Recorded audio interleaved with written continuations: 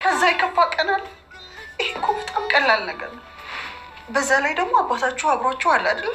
እኔ እንጃ እማዬ፣ ያኛው ስላለፈ ይሆን ግን ይኸኛው በጣም ይከብዳል። ሰላም፣ አንቺ እኮ ጠንካራ ልጅ ነሽ።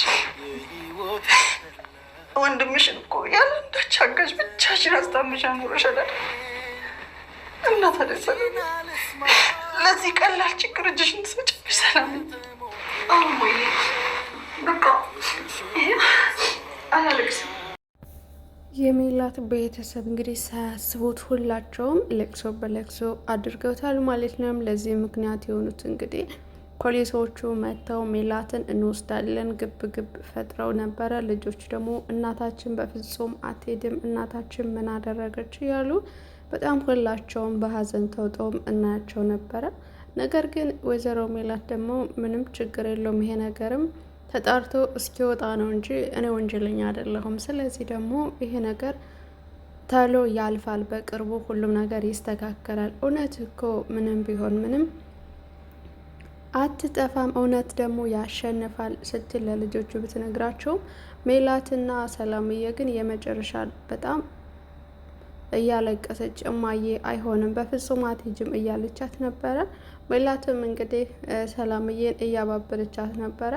ከማንም በላይ ምንም እንኳ ቢጣሉ ችግሮቻቸውን በጋራ ብዙ ነገሮችን አሳልፈዋል። የእናትና ልጅ ፍቅር በውስጣቸው እንጂ እንደዚህ እንኳን በደንብ ተንከባክበው ምናምን አልነበረም ያሳለፉት ጊዜያቸው። ነገር ግን የጭንቅ ቀን ሲመጣ ደግሞ እናትና ልጅ ደግሞ በደንብ ይተዋወቃሉ ማለት ነው። እና እኔን አታውቁኝም ወይ እኔ እንደዚህ ነው ወይ እያለቻቸው ነበረ።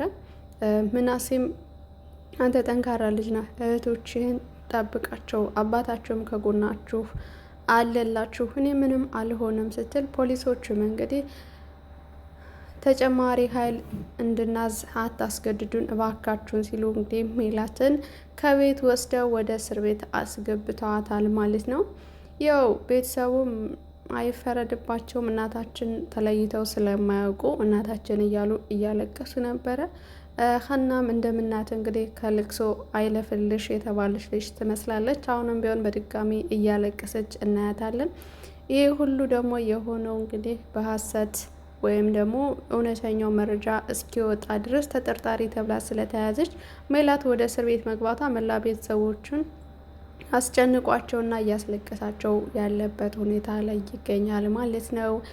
እንግዲህ መስፍኔም ደግሞ ሜላትን ተከትሎ ከእስር ቤት ካስገባ በኋላ ሀናና መስፍኔ የዋስ መብቷ እስኪከበርላት ድረስ በዋስ ለምን አትወጣም ብለው ተመካክረው ነበረ። ፖሊሶቹም ቃለ መጠየቅ አድርገውላታል ለሜላት። ሜላትም ምንም እንዳላደረገች እና ከዛን ቀን ከባዩሽ ጋራ እነሱ ጋር አብራ እንደተገናኘች እዛ በኋላ ተገናኝታ እንደማታውቅም በደንብ ስታስረዳቸው ነበረ። ፖሊሶቹም ሟች እንግዲህ ከመሄዷ በፊት በተደጋጋሚ ህይወት ከጠፋ ተጠያቂ እሷ ናት እያለች እየነገረችን ነበረ። እንግዲህ እውነቱ ተጣርቶ እስኪወጣ ድረስ እንጠብቃለን ሲሉ እስከዛው ድረስ ማቆያ ማረፊያ ላይ አስገብተዋትም እናያታለን ማለት ነው። ሜላትም እንግዲህ የገባችባቸው ጀማዎቹ ገና ህጻናት ልጆች ናቸው። አንደኛው እንኳን ትቀጣ ብላ እንኳን ወይ ትጨፍርልን አለያ ደግሞ የአልጋ ተክፈል ወይም ትዝፈንልን ሲሉ፣ ነገር ግን እሷ እኮ ከያዘን የመጣች እንጂ ከሰርግ የመጣች አትመስልም፣ ስለዚህ እዋክሽን ታያ ሲሉ እንግዲህ ተባብረው በፍቅር ተቀብለዋታል ማለት ነው። የመጀመሪያ ስንቅም እንግዲህ መስፍኔ ወስዶ ሲያቀብላትኝ እሷ ሳትበላ ውላ ለልጆቹ ነበረ ተቃምተው የእስር ቤት ህይወትንም በትንሹ ቢሆንም እያየችና እያስተዋለች እናያታለን ማለት ነው ሜላት።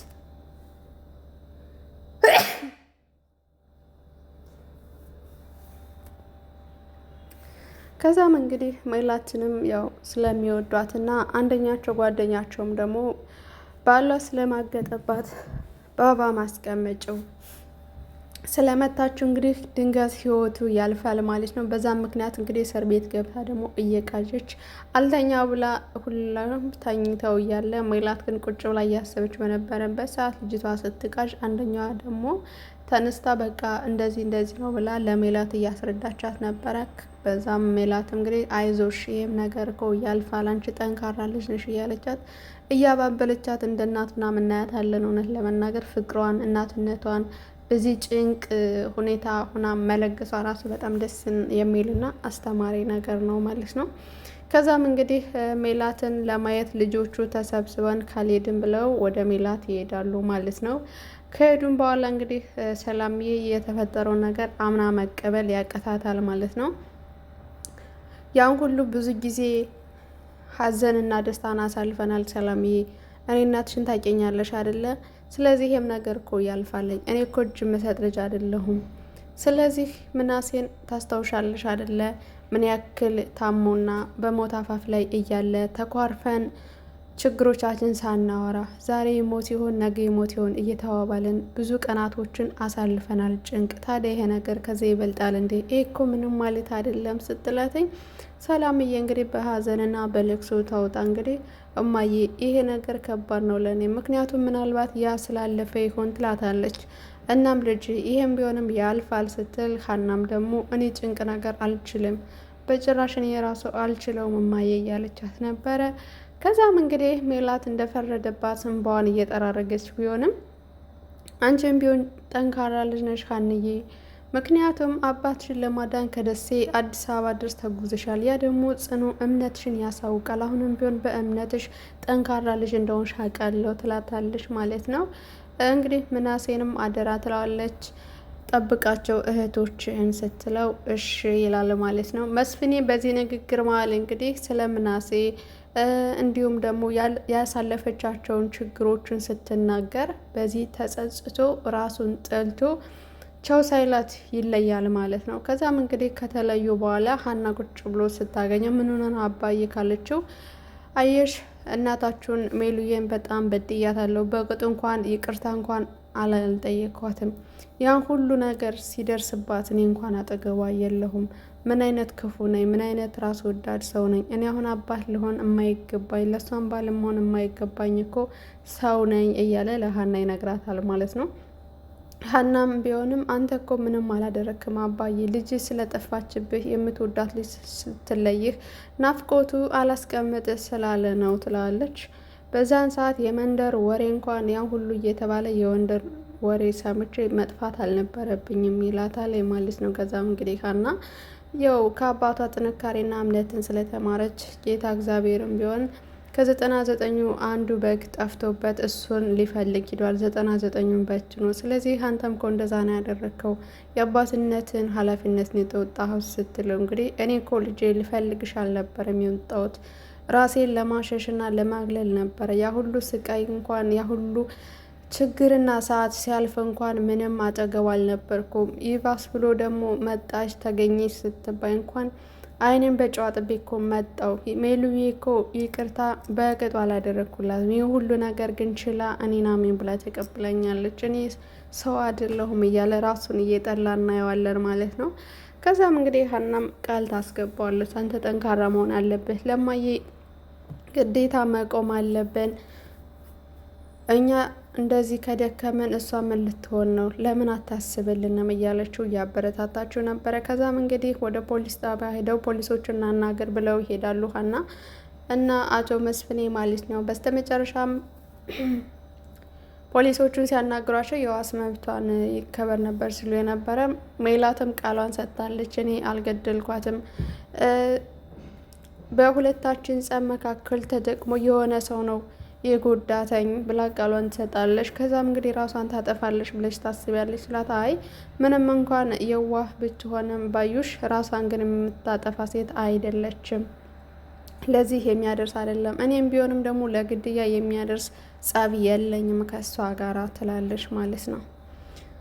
ከዛም እንግዲህ ፖሊሶችም ቢሆንም ግን የኮርማውን ፎቶ የባዩሽን የሜላትን በመሰላ አድርገው ኮርማውን ጥርጣሬ ውስጥ አስገብተውታል። ነገር ግን ደግሞ የዚህ ተላላኪ ከጀርባ ያለው ማን ነው የሚለውን እንግዲህ እያጣሩ እናያቸዋለን ማለት ነው። እውነታውን እንደሚደርሱበት እንግዲህ በቅርቡ እናያለን። ሜላትም ደግሞ ከልጆቿ በሰላም እንደምትመለስላቸው እርግጠኛ ነን እንግዲህ ማለት ነው። ሌላው ደግሞ የተደበቀው ሚስጥር የተምቹ የአሲር ማለት ነው ወጥቷል ማለት ነው። አሲር እንግዲህ ከዚህ በፊት በጎዳና ላይ ሳሉ ያፈቅራት ሳይሆን እሷ የምታፈቅረው ሴት እንዳለች እስካሁን አናቅም ነበረ። ነገር ግን ዛሬ ላይ ደግሞ ግልጽ ሆኖ ወጥቷል ማለት ነው።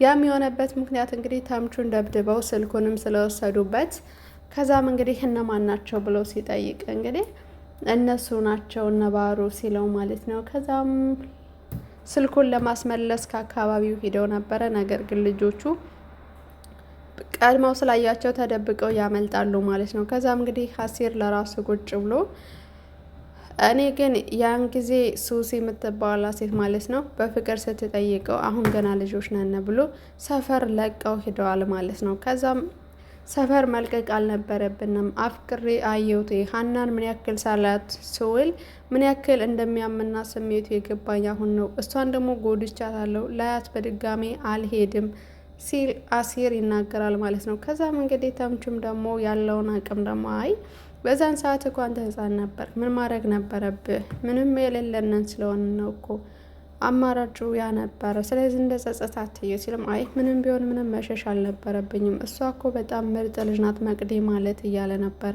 እንግዲህ መቅዴም ደግሞ አሁን ካለው ጋር ሆና ደግሞ ስለ አሲር እያነሳች ጆሮ ማለት እኮ ለእኔ የልቤ ሰው ነው፣ ምን ያክል እንደምወደው ታውቃለህ? ለዚህ ሁሉ ሰፈር እንዲለቅ ደግሞ ያደረግኩት እኔ ነኝ፣ የለቀቀውም በእኔ ምክንያት ነው። ምክንያቱም ግን እኔ ፎንቃ ገባለኝ ስለው በዚህ ልክ ይጨክናል ብዬ አላሰብኩም ነበረ። ስነግረው ራሱ እንደዚህ እያልሽም ታስቸግረኝ ከሆነ ለቅቄልሽ እሄዳለሁ እያለ ነበር። ዛሬ ደግሞ በጣም አምሮበታል እያለች የበለጠ ደግሞ ትውስታዋን ጨምሮባት እናያለን ማለት ነው።